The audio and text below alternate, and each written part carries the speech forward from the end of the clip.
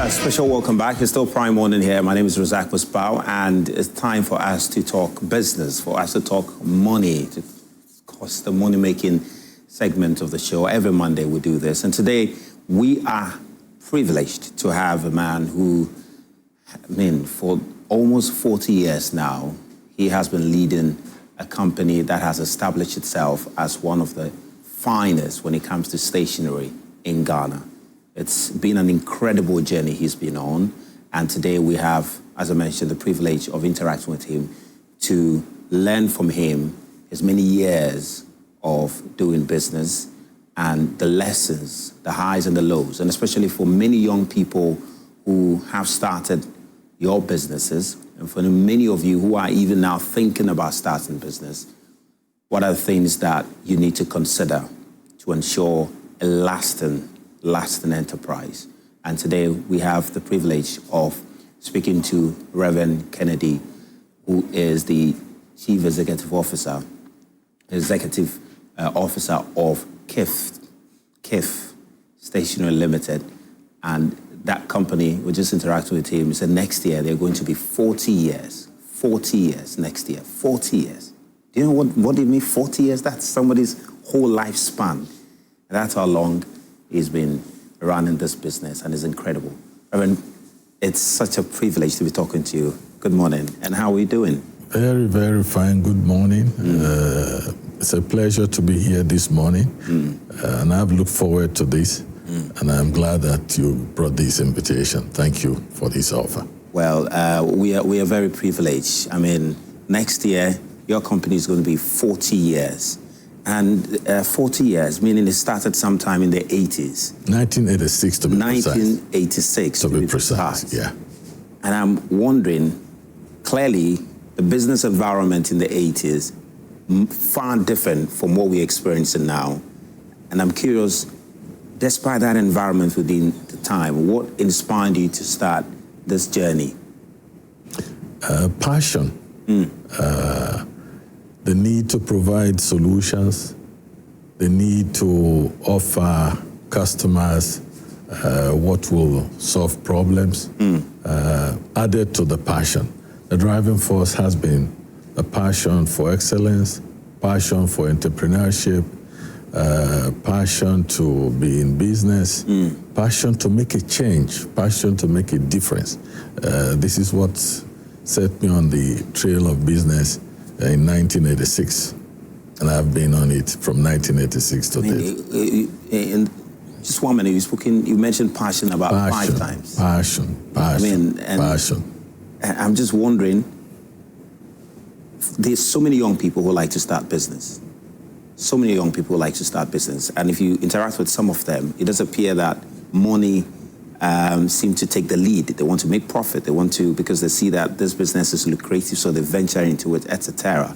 How do you balance that passion and also making profit? Because at the end of the day, bills have to be paid. Let's just say that doing business, entrepreneurship, it's not a game of chance. Entrepreneurship is not hide and seek. Entrepreneurship is not happenstance. Entrepreneurship is not, let me try, if I succeed, fine, if I don't succeed. Yeah. You have to be deliberate.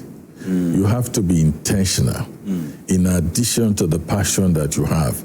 But the question is, what do you have passion for? Here we are at Joy FM, huge media enterprise. Yeah. What started Joy FM? Passion. To do something different, to create a media empire. And for us at KIRF Ghana Limited, this is what has kept us going the last 39 years. We'll be 40 years next year. Passion to do the right thing in entrepreneurship. Young men, young women who want to go into business, they need to recognize that it's hard work. It's not a game of chance. It's not sticking numbers. So if you have passion, you have hard work, and you are intentional and deliberate about where you want this passion to result in entrepreneurship, you will make a mark. You will succeed. Yes. I mean, I'm sure despite how passionate you were when you started in 1986 about the business and the solutions you were looking to provide our society at the time. So along the line, your passion was tested by quite a number of challenges. Several challenges. And I want to explore that part of it. Some of the challenges that you experienced and how you were able to keep your passion alive despite all of those challenges that were coming your way. I mean, most recent was COVID. Can you imagine COVID, lockdown, no movement, you have to shut down, customers can't come to you. So when you run into hitches in the course of pursuing your entrepreneurial passion, innovation takes over. Strategic plan takes over. Strategic thinking takes over. You must always be ahead. You must always preempt. And therefore, you should have solutions for what may occur.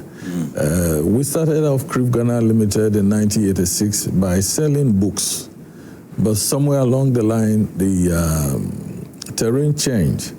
The textbooks that were being used here were phased out.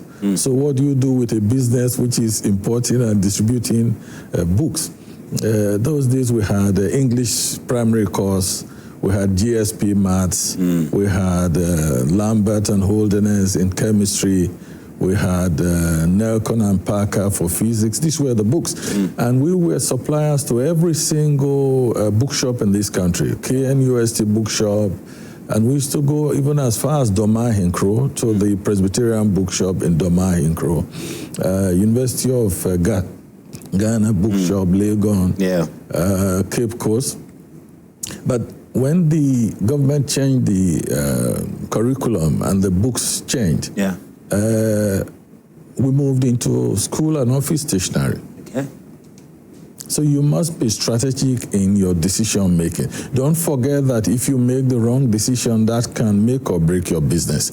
So it's important that you always make the right decisions. But how do you arrive at making right decisions? You should look at cost-benefit analysis. You should look at pros and cons of the decisions you're taking. And you should look at environmental circumstances. You should look at regulatory circumstances. Time was in the past that we used to have something you call SUL, Special Unnumbered License, to be able to import things into Ghana. This was about 35 years ago. Today, the terrain is different. Time was that you could travel overseas to meet your suppliers. Today, you can meet your suppliers online. So when difficulties come up, resilience is important. When difficult times come up, strategy is important. When difficult times come up, being proactive is important. And for any young man, young woman out there, these are my recommendations. These are my prescriptions. There will be tough times. We have had several tough times. And I just gave you the illustration of COVID. Unexpected, unplanned, but it happened. So you must know that there will be unexpected, unplanned situations, and you should be ready by the strategy that you adopt. And for a businessman, you need to be able to think on your feet. This is important. You should be proactive, but you should be able to think on your feet. I think even in all of that, you know, as a businessman, proactive, think on your feet, be strategic, try and be innovative, all of that, you will not, you will need some group of people to help you execute that. And for the almost 40 years that your company has been in existence, I can imagine that you've had some consistent people in your company who have, and you've built some loyal staff, if you want to call it, some loyal staff. And for most young people who have started business, that's something that they often struggle with, building a core of loyal people who can stick with them through thick and thin. How have you been able to build a loyal team that has stuck with you even for the past years? Interesting, because at KIRF we have workers who've been there 25 years. Wow. We have workers who've been there 22 years. We have workers who've been there 18 years. So for real, you need to have consistent, loyal, dedicated, committed workers. It helps. For us, what we have done from day one has been to treat the workers fairly, to listen to the voice of the workers, to have the workers buy into the vision and the mission of KIRF, to have the workers take a part of KIRF and take ownership of that part of KIRF. And we've always called ourselves team players. So at KIRF, we are not workers. At KIRF, we are not staff. At KIRF, we are not employees. At KIRF, there's no employer. We are all owners of KIRF. So once you come to KIRF day one, this is inculcated in you during the orientation that you belong here and you own this enterprise called KIRF Ghana Limited. Yes, you may have some who've been there 25 years. You may have some who've been there 22 years. But if you join KIRF today, you're given the privilege of owning a part of KIRF. You made them feel a part and parcel of the... We do regular meetings. We do regular orientations. We send, not in recent times because of course, but in the past we would send you overseas for training. So those who don't go on that overseas training understand that the company cares for you. Why would the company send you to China to train? Why would the company send you to Sweden to train?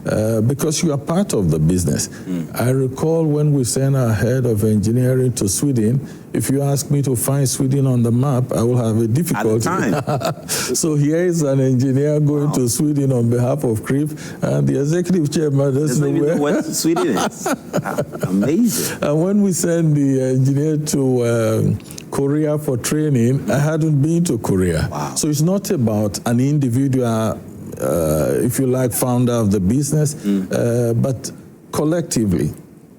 We are all owners of KIRF, and that's why we say we are team players. I'm a team player at KIRF.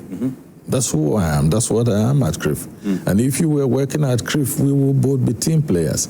I discharge my responsibilities, you discharge your responsibilities. So together we are part of one big family. You know, one of the ideas that a lot of, you hear some business leaders often advise young entrepreneurs to avoid is engaging family members. I mean, it's often said that do not bring them in, especially at the early stage of your business, etc.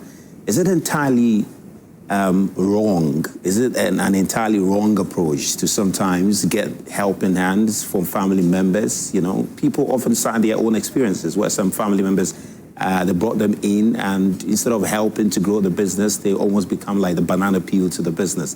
Is the idea of involving family in business, especially at the early stage, a completely wrong idea? Let me navigate your question from different perspectives. What business are we talking about? This is important to put in focus because there may be businesses that you can inculcate family members. There may be businesses that no, you should not inculcate family members. So I don't want to make a prescription as it were, but I will speak from experience. What is required? And this is important. Whether you have family members, you have friends, you have even your heir apparent, your son in the business, there should be codes, there should be policies, there should be rules and regulations, and everybody should be subject to these company policies. The company policies, if you don't stick to them, even if it's not a family member who disregards or violates or compromises company policies, then you run a risk that this will create problems. So no nepotism. Yeah. So if you have everybody. So no nepotism. You have family members, you have your spouse or your children in the business. The same company rules which apply to Mr. Driver should apply to your son. The same company policies that apply to Mr. PA should apply to Mr. Manager. So once there is no favoritism, once the rules are applied fairly to everybody, you may recruit anybody, you may recruit whoever. No nepotism, no favoritism, no sacred cows, no special workers. This you must bear in mind. I mean, you make the point about you're not too sure which business it is because some business might require different, prescription. In the same vein, is there any basic skill set that any entrepreneur need to have around them at the early stage of their business, or even when they get to the small or medium stage of their business, to be able to sustain its growth? Is there any skill set based on your experience? You should have basic customer relation skills. You should have basic human relation skills. You should have basic rudimentary bookkeeping skills. You need to be able to account for what monies you receive. You need to be able to make a budget. You need to know what to spend. You need to know what to invest. You need to know what to save. Basic you need. Customer relations, you're going to deal with people. Human relations, you're going to deal with workers. Basic bookkeeping, you don't have to have a degree in accounting. If you have, it's good. But you should be able to add and subtract what's your inflow, what's your profit, and worst case scenario, what is a loss. Yes. Fascinating. I think one of the other things that also come to play, especially while they apply all of these basic skills, have to do with, you have a young businessman who wants to see the business grow, sometimes quickly. He's got a plan. He says, I want it to grow to this level in the next 5 years. And I'm just wondering, how do you manage being patient, which often businessmen are being told to have as an important virtue, and at the same time, being persistent? So you're being asked to be patient, but you're also being asked to be persistent. How do you manage these two virtues in your quest to see your business grow? If you are not patient, you cannot be consistent. To be consistent, you need to be patient. So I would recommend that persistence is important. Patience you cannot do without. I recall in 1986, I was at an airport somewhere outside here, and our flight had been delayed for 5 days at the airport. And on the 5th day, I was upset, so I asked to see the airport manager for the airline I was traveling with. And when I met him, he explained why there had been a delay for 5 days at an airport. 5 days. And he explained what was the cause of the 5 days delay. Then he asked me, what are you going to do there? And I explained to him, how long have you done this? I said, I had just started. Then he said to me, never forget this. Keep at it for 5 years. I always remember this. I don't remember his name. I don't remember his face, but I remember what this airport manager for this airline said to me in 1986. Keep at it for 5 years. If in 5 years you don't like the result, then perhaps you may want to change. It's going to be difficult, it's going to be rough. Keep at it for 5 years. And I've always remembered this. And I will say to any young man out there, any young woman out there, keep at it for 5 years. If it doesn't work in 5 years, then go back to the drawing table. But within the 5 years, is there, even from your experience, is there, I mean, how do you know when to just let it go within the 5 years? Because, you know, sometimes it can get really tough, and some want to stick to the 5 years plan, but there's a certain point, maybe, if you look at all the conditions, you feel that it is time for you to go. But some will say, well, it's 5 years, and it might get into the arena of stubbornness. You know, is there any point, thing that one can look out for without necessarily, you know, binding themselves to the 5 years, so that we know this and this is not turning out the way it ought? You don't necessarily have to go through with the 5 years. You should begin with a plan. And this plan, you should intermittently review it to see whether you're meeting your objectives. You should also start with a vision, a mission. What do you want to accomplish? What is the objective? So intermittently, as you review this plan, keeping your eyes focused on your vision, keeping your eyes focused on your mission, you should be able to plot a chart to see whether you're going up or whether you've plateaued or whether you are dipping. So these are the variables that you need to look at before you take that crucial decision to continue or to hold on. But in all of this, don't lose sight of your passion. Your passion is what keeps you going. And your passion is what stimulates you. Your passion is what steers you. Your passion is what makes you see what others don't see. Your passion is the ingredient for that success that you are craving for. And that will, don't lose your passion. Size of your passion. I'm going to ask Don't you lose it. two more questions that will wrap up the conversation. One has to do with money. You do have a lot of young people who are very hungry to make money as quick as possible. All right? And I'm just wondering, you've been doing this for 40 years. You've seen money at different levels.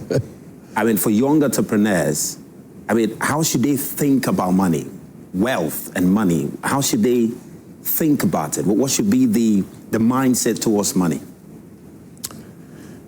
If you run a good business and the business is successful, it will bring you money.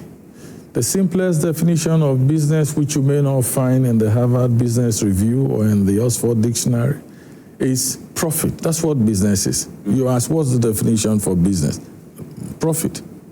And profit is what? Money. But it's important that you should recognize sustainability of the money earning enterprise. So if you don't pay attention to the fact that this business, as they say, the hen that lays the golden egg, don't eat it, because if you do, there will be no golden egg. To get the golden egg, you have to sustain the hen. So for young men, young women out there, please don't eat the hen that lays the golden egg. That eventually you will be successful if you keep at it, yes. For us as Christians, we cannot run away from what it says in Deuteronomy, that it is God who gives us the ability to make wealth. So this is important for us, young men and young women, to focus on, and that you will make money in the midterm, in the long term, depends on how much money you want to make. But that I can assure you.